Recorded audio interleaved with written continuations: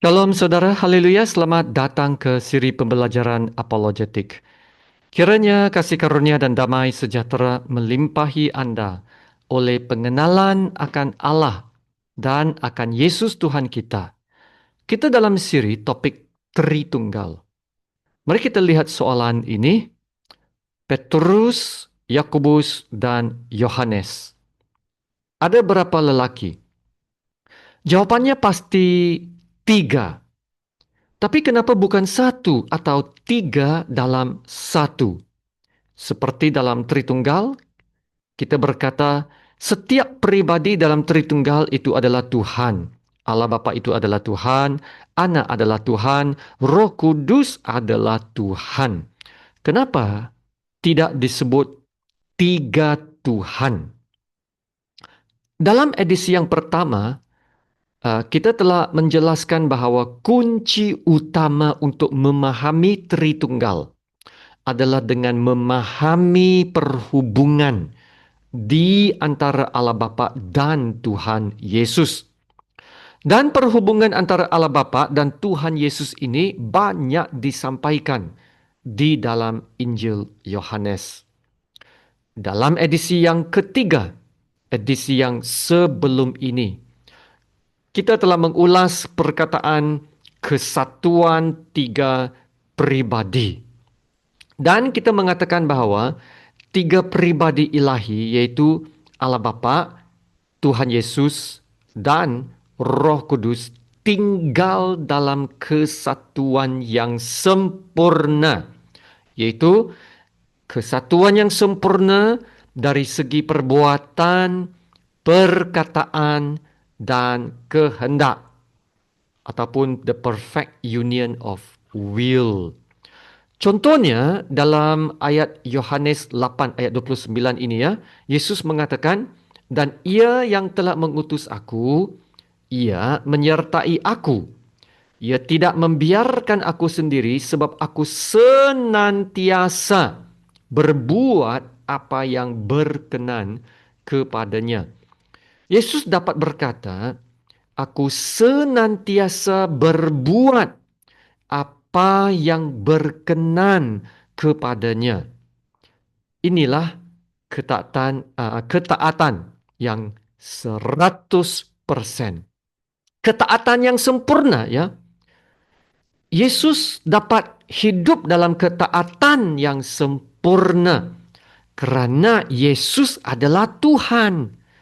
Dan Yesus tinggal dalam kesatuan yang sempurna bersama Allah Tuhan, melakukan segala sesuatu yang berkenan kepada Allah Bapa. Kebenaran dan poin yang seterusnya yang saya mau tunjukkan tentang kesatuan yang sempurna dalam Tritunggal Allah adalah ini, yaitu poin yang kedua ini ya. Setiap pribadi dalam Tritunggal tinggal di dalam satu sama lain. Dalam bahasa Inggris kita sebut mutual indwelling, ya, indwell one another seperti gelling.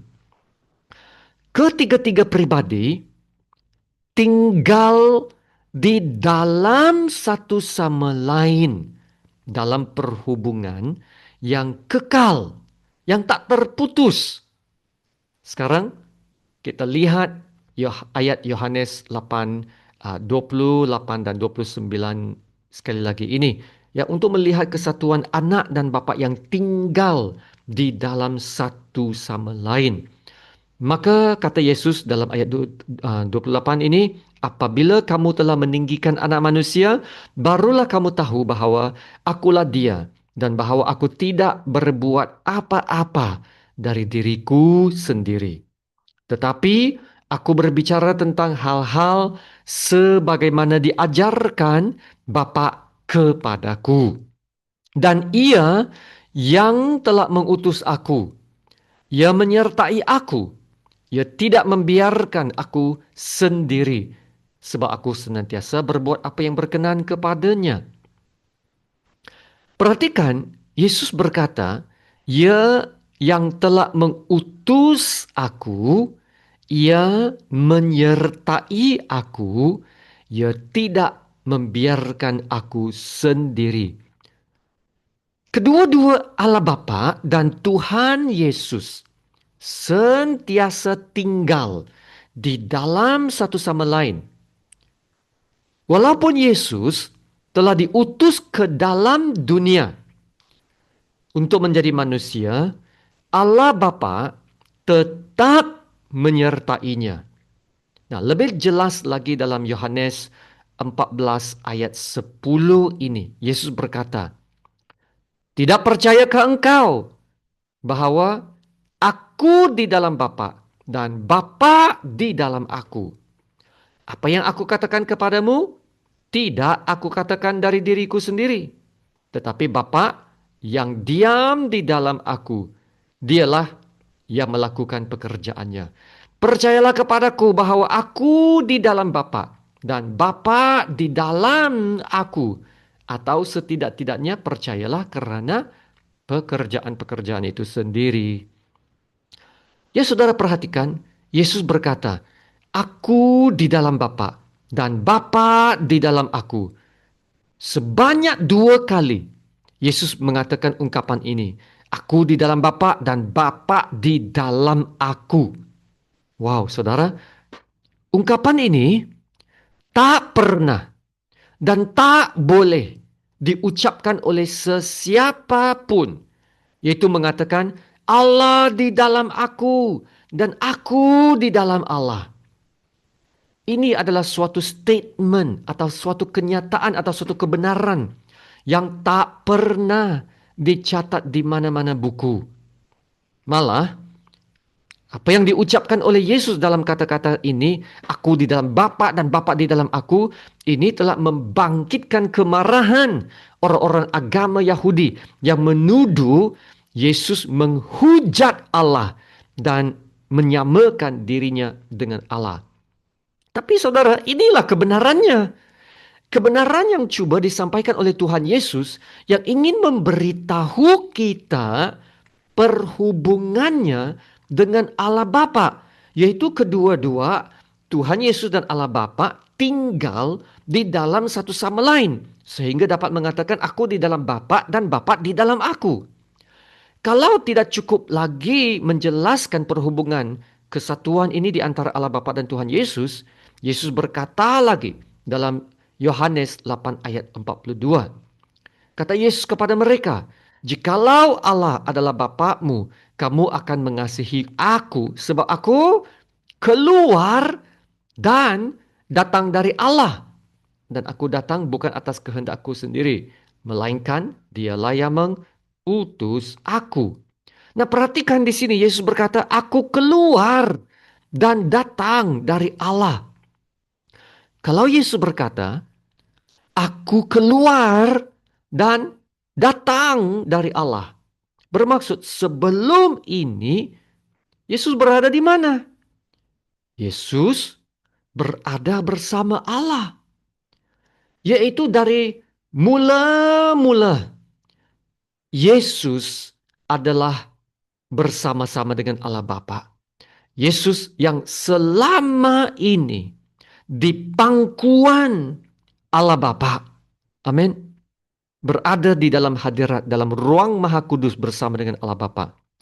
Yesus mengulang kebenaran perhubungan kesatuan ini di dalam Yohanes 16 ayat 27 dan 28 dengan berkata, "Sebab Bapa sendiri mengasihi kamu karena kamu telah mengasihi aku dan percaya bahwa aku datang dari Allah. Aku datang dari Bapa dan aku datang ke dalam dunia. Aku meninggalkan dunia pula dan pergi kepada Bapa." Adakah kita sudah dapat tangkap kata-kata Yesus ini? Aku datang dari Allah. Dan di sini berkata dalam ayat 28, aku datang dari Bapa. Yaitu dari mulanya Yesus dan Bapa adalah satu dalam kesatuan yang sempurna. Bila Yesus datang ke dalam dunia, Allah Bapa tetap menyertainya dan tidak membiarkannya. Dari awal Injil Yohanes, yaitu ayat yang pertama, telah pun diberitahu tentang perhubungan kesatuan yang sempurna ini, yaitu Ayat yang pertama dalam Injil Yohanes berkata, pada mulanya adalah firman. Firman itu bersama-sama dengan Allah. Dan firman itu adalah Allah. Maka sekali lagi kita lihat contoh Petrus, Yakobus, dan Yohanes. Kenapa Petrus, Yakobus, dan Yohanes tidak dapat disamakan dengan Tritunggal? Walaupun ketiga-tiga Petrus, Yakobus, dan Yohanes memiliki sifat yang sama, yaitu lelaki. Mereka tidak tinggal di dalam satu sama lain. Mereka tidak tinggal di dalam satu sama lain. Mereka tidak berasal dari satu sama lain. Ya, Petrus Petrus tidak dapat berkata, aku keluar dari Yohanes. Atau Yakobus berkata, aku keluar dari Petrus. Dan Petrus tidak dapat berkata, Yohanes sentiasa menyertai aku dan tak pernah meninggalkan aku. Petrus tidak dapat berkatakan itu tentang Yohanes. Petrus bukannya hidup melakukan kehendak Yohanes atau Yakobus. Mereka masing-masing ada kehendak sendiri. Jadi saudara, Tritunggal Allah terdiri adalah satu Allah yang esa. Satu Allah yang esa. Yang senantiasa hadir dalam tiga pribadi yang berbeza. Yang kekal dan yang setara tinggal dalam satu sama lain.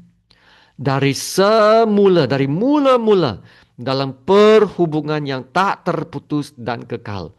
Inilah perhubungan dalam Tritunggal Allah yang sangat unik dan sangat istimewa yang tidak dapat disamakan dengan apa jua contoh duniawi. Mungkin kita tidak dapat memahami ketritunggalan Allah sepenuhnya. Tetapi jangan gelisah atau risau.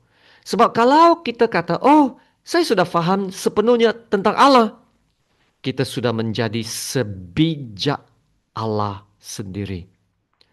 Dan kita tidak dapat melihat kebesaran Tuhan sepenuhnya. Dan mungkin tidak akan memberikan penyembahan yang sewajarnya kepada Tuhan Allah. Jadi saudara, jangan kita cuba pakai logik dan kepintaran kita untuk cuba memahami Tuhan sepenuhnya. Ketidakmampuan kita untuk memahami Tuhan sepenuhnya seharusnya menimbulkan kekaguman kita akan keagungan Allah yang esa. Haleluya. Dan mendorong kita untuk beriman dan menyembahnya dengan lebih dalam lagi. Ingatlah saudara, pekerjaan Tuhan adalah lebih besar daripada apa yang dapat kita pikirkan. Oleh itu, marilah kita terus hidup dalam iman yang percaya kepada Allah Bapa yang esa dan tetap memuji dan menyembah Allah Bapa kita. Dialah Tuhan kita, penolong kita, dasar keselamatan kita yang kukuh, gembala kita yang baik, pelindung kita yang tak pernah lelap, Tuhan yang tak pernah meninggalkan dan membiarkan kita. Haleluya. Terima kasih Tuhan Yesus. Mari kita berdoa. Bapa kami yang di sorga, kuduslah namamu. Namamu yang tertinggi dan teragung, layak disembah dan dihormat dan dipuji. Ya saudara, marilah kita terus menunjukkan mata kita kepada Tuhan. Percayalah kepada kebaikan Tuhan dan memuji pekerjaannya yang baik dan ajaib dalam hidup kita. Seperti dalam Mazmur 9 Daud berkata, aku mau bersyukur kepada Tuhan dengan segenap hatiku. Aku mau menceritakan segala perbuatanmu yang ajaib. Aku mau bersukacita dan bersukaria karena engkau bermasmur bagi namamu yang maha tinggi. Sebab musuhku mundur, tersandung jatuh, dan binasa di hadapanmu. Sebab engkau membela perkaraku dan hakku. Sebagai hakim yang adil, engkau duduk di atas takhta. Haleluya. Terima kasih Bapa. Dalam nama Tuhan Yesus yang termulia, kami berdoa dan ucap syukur. Amin. Kasih karunia Tuhan Yesus Kristus dan kasih Allah dan persekutuan Roh Kudus menyertai kamu sekalian. Amin.